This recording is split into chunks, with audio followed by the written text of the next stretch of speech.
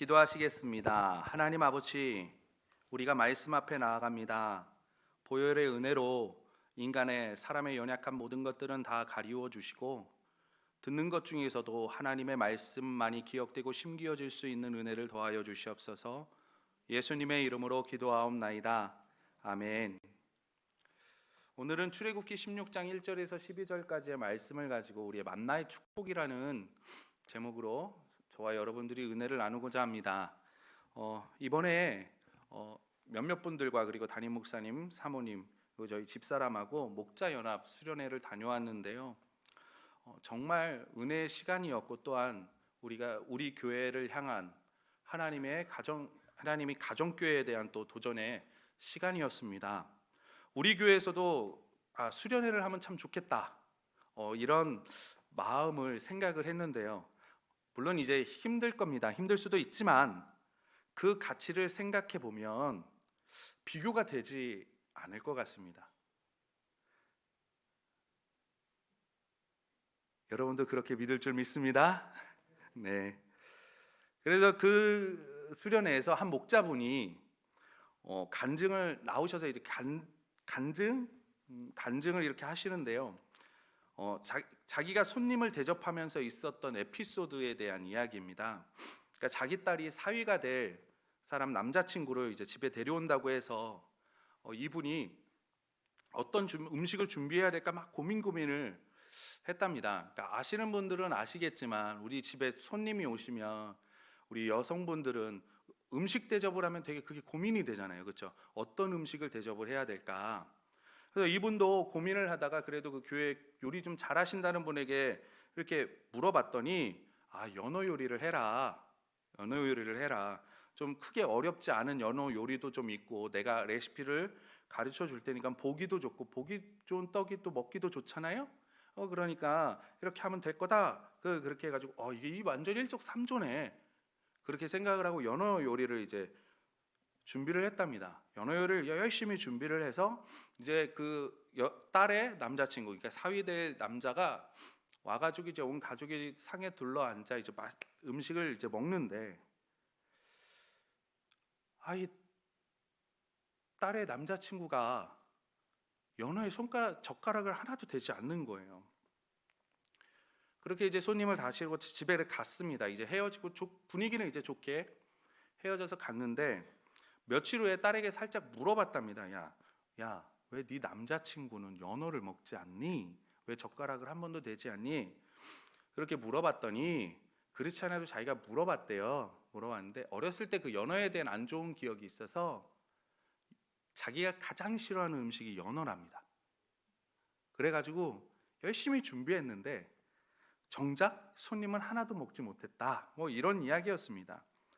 여러분, 우리가 무엇을 주고자 해도 상대방이 원하는 것이 무엇인지, 상대방에게 맞는 것이 무엇인지 파악하지 못하면 서로 불만족스러운 관계가 될 수밖에 없습니다.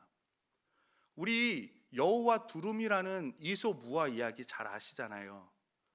식사 대접을 했는데 서로가 필요한 게 무엇인지, 서로에게 맞는 것이 무엇인지를 모르니까 좋은 관계가 깨어지기도 하잖아요. 사랑하는 관계에서는 더 말할 것도 없습니다.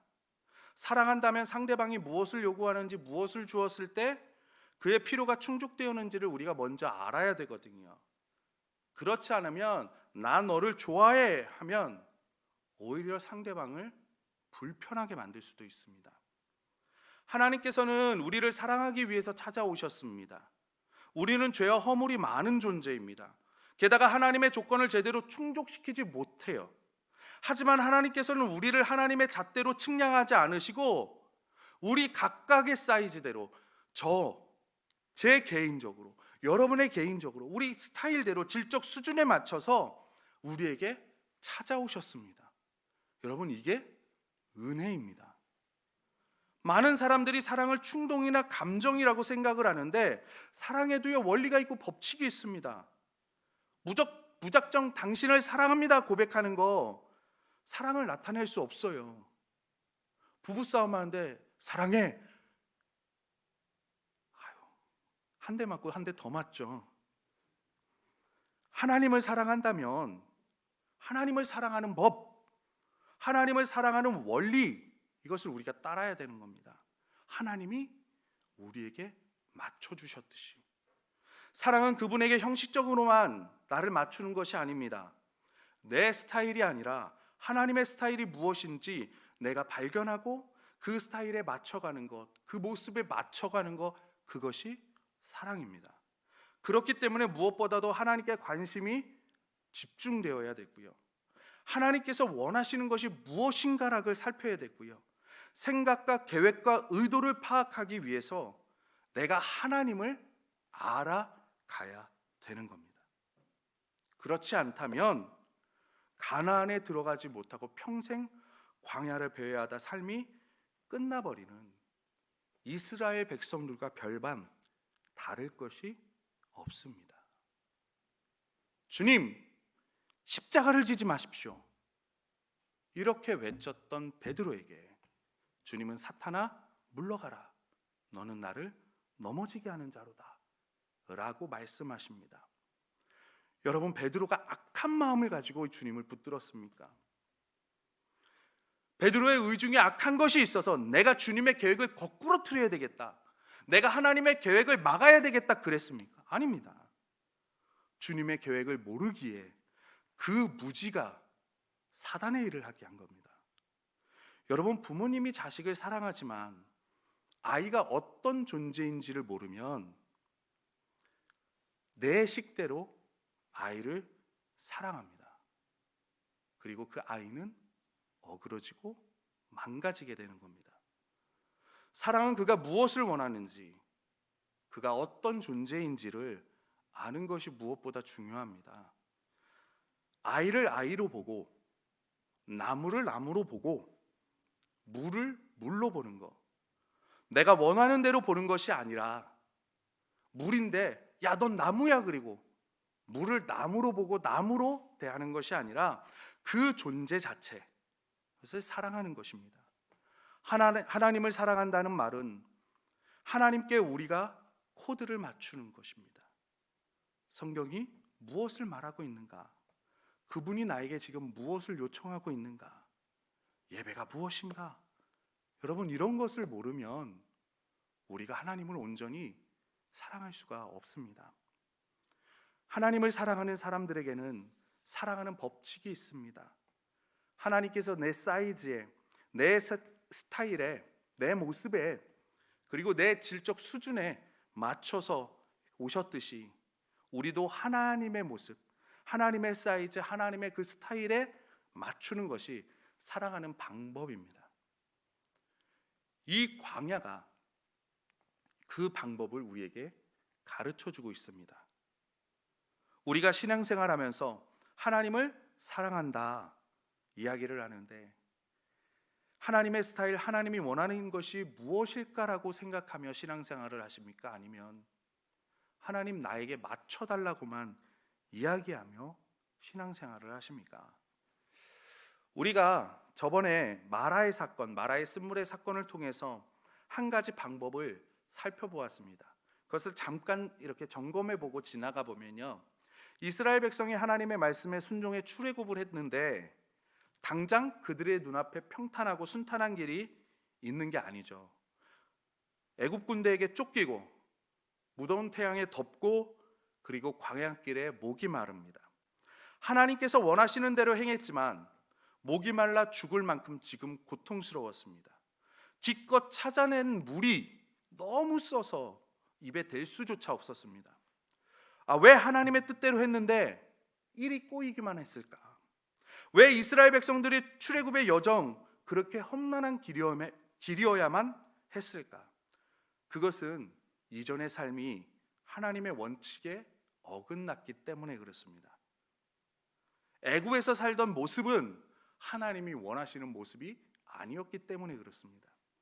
광야로 보내시고 쓴물을 맛보게 하는 거, 원칙에서 어긋난 이전의 삶을 정도로 바른 길로 돌리기 위한 하나님의 계획임을 믿으시기 바랍니다.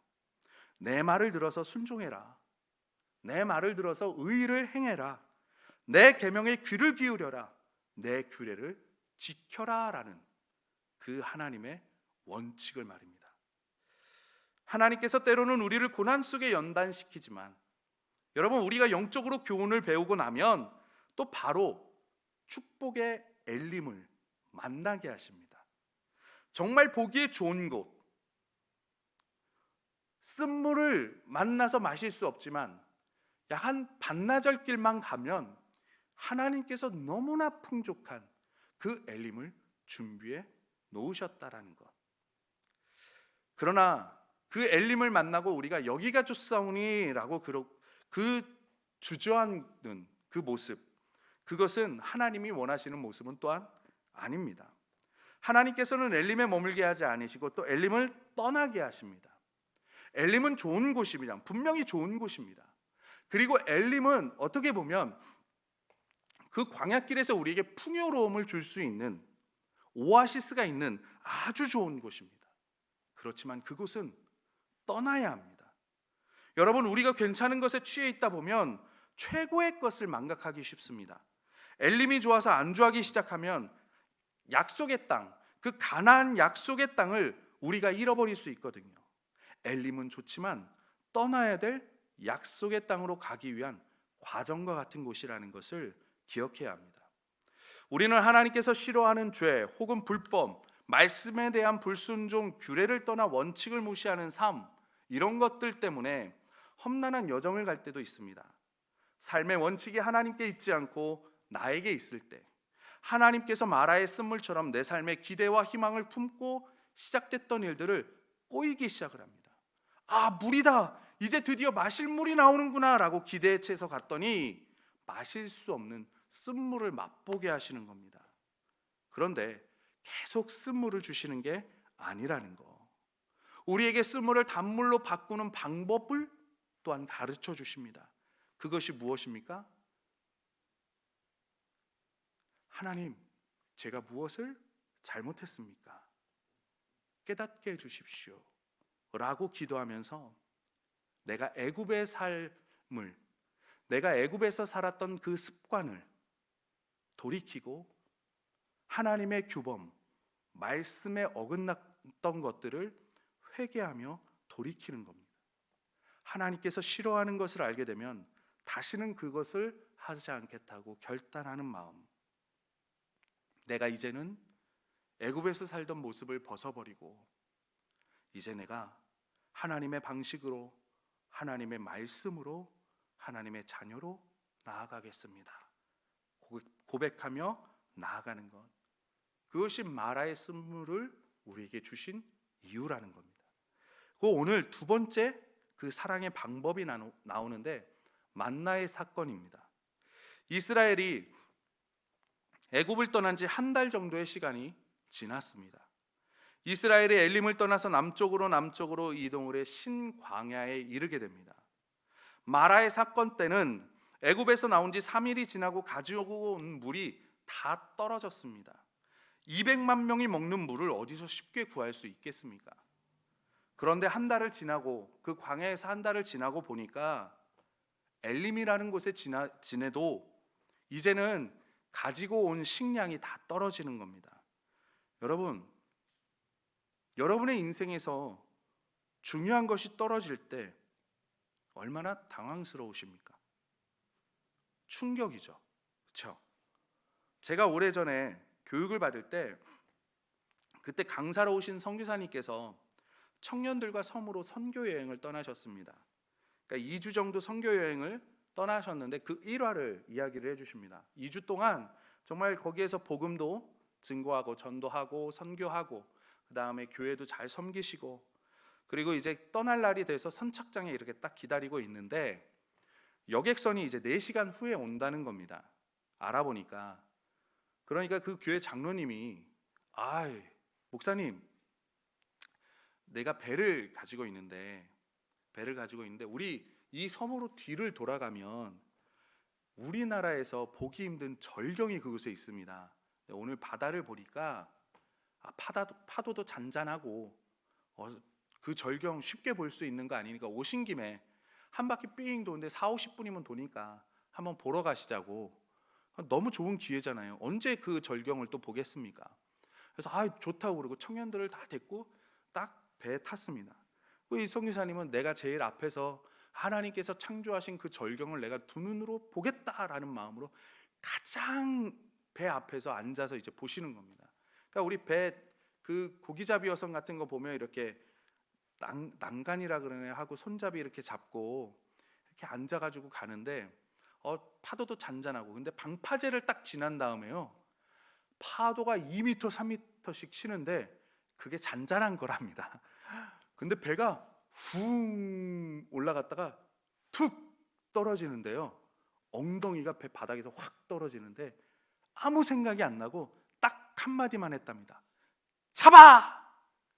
그래가지고 청년들하고 자기하고 그거를 꼭 잡고 너무 무섭다는 거예요. 웅 올라가면 주여, 웅 올라가면 주여. 그렇게 하가 쫙 한 바퀴를 돌고 왔습니다. 장로님이 오시더니 목사님 어떻게 잘 보셨습니까? 멋있지 않습니까? 이거 정말 날씨도 좋고 이거 보기 힘든 건데 오늘 정말 하나님의 은혜인 것 같습니다. 보긴 뭘 봅니까? 눈 감고 파도만 타고 왔는데. 그래도 그냥 네네 그리고 이제 기다리다가 이제 배를 타고 여객선을 타고 오는데 하나님이 말씀하시더라는 겁니다. 봤니? 하나님 뭘 봅니까? 나 죽다 살아났는데 왜 못 봤니? 아시지 않습니까? 내 창조의 아름다움을 왜 못 봤니?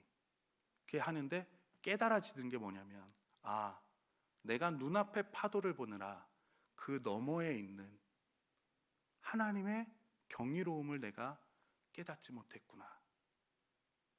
그 자리에서 오는 동안 하나님 앞에 눈물로 회개했답니다. 여러분, 우리의 삶에서 중요한 무엇인가, 그분은 생명을 잃을 것 같은, 근데 정말 필요한 무엇인가가 떨어졌을 때 얼마나 심란합니까? 그러나 하나님의 시각에서는 여러분의 인생에서 뭔가 떨어지는 것이 새로운 믿음으로 점프하는 축복의 시간임을 믿으시기 바랍니다. 떨어질 때, 없다고 생각되어질 때 파도를 보며 절망하지 말고 그 너머를 바라보시며 기대하시기 바랍니다. 여러분, 물이 떨어지고 식량이 떨어지고, 여러분 혹시 내 삶을 영위하는데 그렇게 해야 할 공급의 근원을 잃어버리고 앞길이 막막할 때 하나님은 새로운 길을 여러분에게 열어주실 줄 믿습니다. 그런데 아니나 다를까 이스라엘 자손은 신광야에서 모세와 아론을 원망합니다. 그래서 하나님께서 만나를 아침마다 내려주시는데 그냥 주시는 것이 아닙니다. 이스라엘 자손을 하나님의 율법을 잘 준행하는지 안 하는지 시험을 하시는 겁니다. 여러분, 한때 웰빙이라는 말이 우리 사회에 참 많이 있었죠. 근데 그 말을 여러 가지 말로 해석을 하는데 한마디로 말해서 잘 살기, 잘 지내기, 이런 겁니다. 여러분, 우리는 누구나 잘 먹고 잘 살고자 하는 희망을 가지고 살아갑니다. 몸도 튼튼하고 마음도 튼튼하고 우리의 경제도 튼튼하게 살려고, 그렇게 살려면 돈도 많아야 하고 건강도 챙겨야 되고 지식도 쌓아야 합니다. 이 정신과 물질과 육체, 이것이 삼박자가 어우러진 건강한 것을 우리는 웰빙이라고 말할 수 있습니다. 그렇다면 하나님을 만난 사람들의 삶은 어떠해야 되겠습니까? 세상 사람들과 같은 웰빙의 삶을 꿈꿔야 합니까? 하나님, 나 잘 살기 원하는데 물질 주세요, 건강 주세요, 정신 주세요.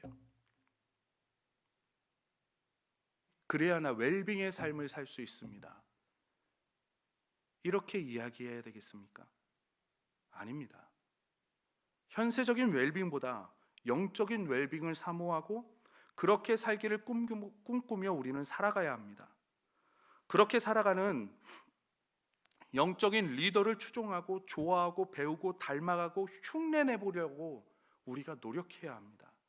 여러분, 아이들이 선생님을 존경하고 좋아하면요, 그 선생님을 그대로 따라합니다.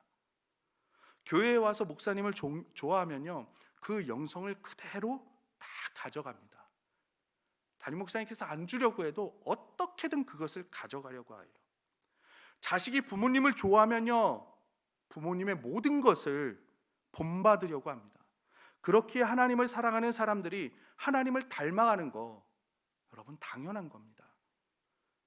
정채봉이라는 분의 너를 생각하는 것이 나의 일생이었지라는 시를 보면요, 모래알 하나를 보고도 너를 생각했지, 풀잎 하나를 보고도 너를 생각했지, 너를 생각하게 하지 않는 것은 이 세상에 없어, 너를 생각하는 것이 나의 일생이었지.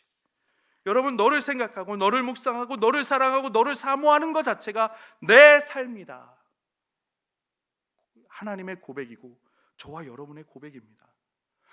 주님을 생각하고 주님을 사모하고 주님이 나의 공급자가 되심을 알고 하나님을 사랑하기 때문에 하나님께서 주시는 양식, 하늘로부터 내려오는 양식인 그리스도가 내 삶의 기쁨이 되고 행복이고 내 삶의 기준이 되는 거, 여러분, 그것이 저와 여러분의 고백이 되어야 되지 않겠습니까? 하나님께서 이스라엘 백성을 신광야로 이끄셨습니다. 신광야는 가지고 나왔던 양식이 다 떨어지는, 먹는 것의 변화가 이루어지는 곳입니다. 먹는 것은 내 생명을 유지시켜 주는 것입니다. 내 생명, 이 땅을 살아가며 정말 죽을 것 같은 그런 일들을 만나십니까? 공급되어지는, 내 삶을 영위하는 것을 공급되어지는 것이 어느 순간 끊어지셨습니까? 이제는 바로가 공급해 주는 것을 먹고 사는 것이 아니라 하나님께서 공급해 주시는 것을 먹고 사는 생활로 바뀌게 됩니다. 바로가 너의 하나님이 아니다. 애굽에 적응했던 것을 버리고 이제는 나의 삶에 맞추어라. 이제는 바로가 너를 공급하는 게 아니라 내가 너의 공급원이고, 바로가 너에게 양식을 주는 게 아니라 내가 너에게 양식을 주고, 내가 주는 하늘의 만나가 너의 인생을 풍요롭게 하는 것이다. 예전에 바로에게 얻어먹었던 것들, 애굽에서 얻어먹었던 것들을 다 하나님은 버리게 하십니다. 내가 발을 딛고 서 있는 땅은 사람이 아닌 하나님입니다. 너는 무엇으로 지금 살고 있느냐? 무엇을 의지하고 사느냐? 우리의 삶을 하나님께서 흔드시는 겁니다. 내가 의미가 되었고 기쁨이었고 철학이었던 것, 사상이었던 것, 기준이었던 것, 최고였던 것, 어느 날 갑자기 무너지기 시작을 하면요, 하나하나 무너지면 정신이 하나도 없습니다. 너의 인생의 양식은 세상에 있는 것이 아니다. 내가 양식의 공급자인데 나를 봐라. 내가 내게 양식을 주겠다 하시며 우리에게 예수 그리스도를 주십니다. 제가 우리 성도님들과 이제 지낸 지 1년 약 3개월 정도 됩니다. 그동안 우리 성도님들에 대해서 이야기를 들어보면요, 정말 이 공급이 끊어지는 삶의 기쁨이고 정말 내 의미가 되었고 이런 것들이 무너지는 가운데에서도 예수 그리스도를 붙잡고 이 자리에 앉아 계시는 분들을 보게 됩니다. 얼마나 은혜가 되는지 모릅니다. 그분들의 삶에서 예수 그리스도는 무엇일까? 그분에게 예수 그리스도는 무엇일까? 많은 성도님들이 그래요. 떠날까봐, 떠나실까봐, 흔들리실까봐, 시험 드실까봐 많이 걱정하시는데 굳건히 쓰시는 분들을 보면서, 그 이야기를 들으면서 그분에게는 어떻게 그 시기를 견디어내셨을까? 그리스도가 내게 양식이 된다는 거, 말씀이 내 삶의 주인이 된다는 것을 의미합니다. 여러분, 어느 날 친한 친구들이 배신을 할 수도 있습니다. 어느 순간 모든 경제력이 끊어질 수도 있습니다. 어느 순간 내 배경이 무너지기도 합니다. 그때부터 우리가 정신을 차리고 말씀이 주식이 되기 시작하는 겁니다. 그것이 바로 신광야입니다. 예수께서 이르시되 나는 생명의 떡이니 내게 오는 자는 결코 줄이지 아니할 터이요 나를 믿는 자는 영원히 목마르지 아니하리라. 광야에서 나와서 받는 이 신광야의 훈련, 구원받은 하나님의 백성들의 양식과 공급은 예수 그리스도뿐이라는 거. 그 양식의 공급자가 바로 하나님이라는 사실을 받아들이는 과정입니다. 여러분, 요즘 자살하시는 분들의 이야기를 참 많이 듣습니다. 그런 분들을 생각을 하면요, 평가할 수는 없지만 그분들이 그런 결정을 하실 때 길이 없다고, 이제는 헤어날 길이 없다 생각하기 때문이 아닐까 생각되어집니다.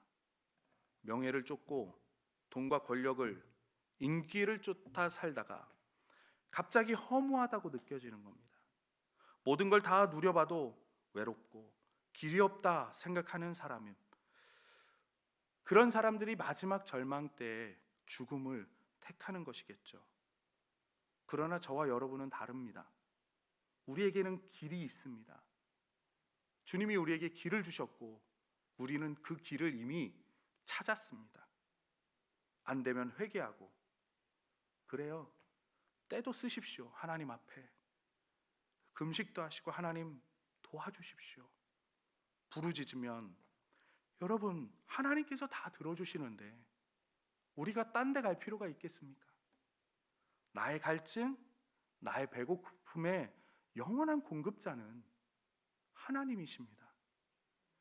영적 건강을 생각하는 사람은 드라마 한 편을 보는 것, 책 한 권을 읽는 것, 잡지 하나 선택하는 것, 여러분 신중을 기합니다. 체질과 존재의 가치가 달라지기 때문에 아무거나 선뜻 보지 않습니다. 거룩한 백성들은 참된 양식, 참된 위로를 찾게 되어 있기 때문에 그렇습니다.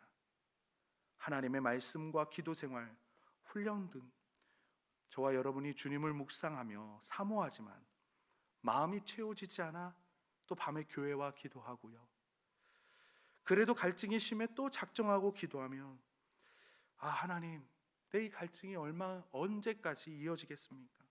내 갈증이 해결은 되겠습니까? 라고 기도하면요, 그렇게 기도하며 나오는 가정 가운데 우리가 바뀌어지게 됩니다. 그와 같은 가정이 되면서 점점 영생을 가진 자의 체질로, 그리고 후사로, 상속자로 이 땅에서 하나님의 나라를 책임질 수 있는 영적인 거인으로 바뀌어질 줄 믿습니다. 그리고 진정한 웰빙의 삶을 사는 여러분이 되실 줄 믿습니다. 여러분, 이전까지 생각해 보십시오. 가방을 뒤적뒤적했던 사람들, 수레를 뒤적뒤적해서 먹을 거를 찾았던 사람들, 그죠? 음식을 저장했던, 쉽게 얘기하면 도시락을 뒤적뒤적 찾았던 사람들이 아침에 일어납니다. 그리고 텐트 밖으로 나와요. 그럴 때 쫙 멀리서 해가 쫙 떠오릅니다. 그 해를 바라보며 하늘을 바라보는데 하늘에서 눈과 같은 것들이 막 내리는 거예요. 오늘 무엇을 먹을까? 라고 고민하지 않습니다. 하늘을 바라보면서 하나님이 주시는 만나의 눈을 보면서 그들은 감탄을 하고 있습니다. 그리고 그것을 취하여 먹습니다. 얼마나 장관이겠습니까? 200만 명이 산다는 곳에 생각을 해보십시오.